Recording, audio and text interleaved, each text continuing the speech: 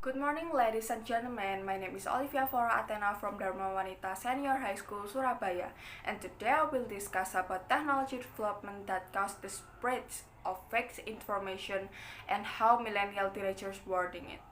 First of all, do you know that eating garlic can prevent the transmission of COVID-19? Pulmonologists at Gadjah Mada University, say Ika Trismawati, said that it's true that garlic can increase immunity, but it cannot directly kill the virus.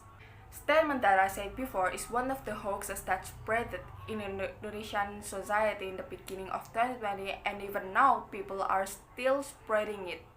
Where this case is not affect people who receive it. But what if this misleading information could affect negativity to people's mindset? Technological development are increasingly rapid at this era of globalization, including information technology, where nowadays people can easily access various news from any source, especially through the internet. Indeed, this changing era has lots of good impacts for its user. However, there are still many negative effects caused by the existence of the internet. One of those is the easy circulation of misleading information or fake news, or commonly we call hoax. These hoaxes such as propaganda, post-truth, satire are most widely circulated in the social media applications such as Twitter, WhatsApp, Instagram, YouTube, and TikTok. According to the report entitled Digital 2021, the latest insights info the state of digital from the Agency of Marketing We Are Social and Platform Management Media Social Hootsuite, 170 million from 274.9 million Indonesian citizens are actively using social media. Millennial generation, who called Generation Y and Z, are more dominant.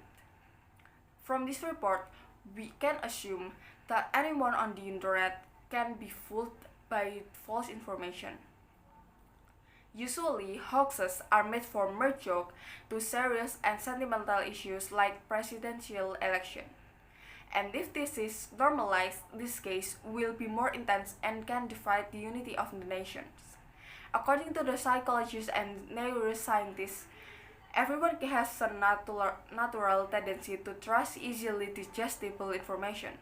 This is evidenced by the result of the analysis of brain activity using fMRI scan, where these scans it is known that the brain will release the hormone dopamine every time you manage to understand certain information, facts, or statements. Meanwhile, when you're receiving complicated information, it is the part of brains that regulate pain and nausea that is more active. And at times, we can't avoid misleading information easily, and we can't also manage netizens to do and not to do something.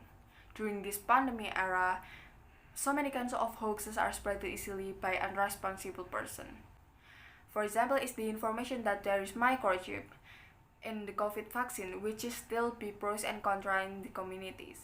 Teenager citizens who learned how social media works more than the older and younger citizens are able to break in this change of spread of hoaxes. We have choices: either avoid the misleading information and finding out the truth, or be the one of the people who doesn't care about those false information and just spread it all. Sometimes we also ever spreading hoax news accidentally, and the only thing that we can do is do not retweeting, neither make a post about the ambiguous issues, because netizens are easily triggered about some news that popped out in all social medias who's using clickbait. They will automatically click the sites, and when they reading the cases and being mad, they just spread the information even though all the information that given by the reporter are not true. We can just report the accounts or website that spreading hoaxes. Do not interact and tells everyone that these information are false. And not only that, teenagers are frequently made fake news for jokes. But sometimes there used to be more serious by making fake news about issues that trending in this country and that will dangerously affect people's mindset. In conclusion, millennial teenagers would dominate to using social media where hoaxes commonly spread are able to either they avoid them or they making the hoaxes. But nowadays, teenagers are mostly using critical thinking for that use. That's all for me. I would like to say thank you for all the judges and fellow viewers, and I'm very apologize if I did some mistaken from this video. Thank you and see you.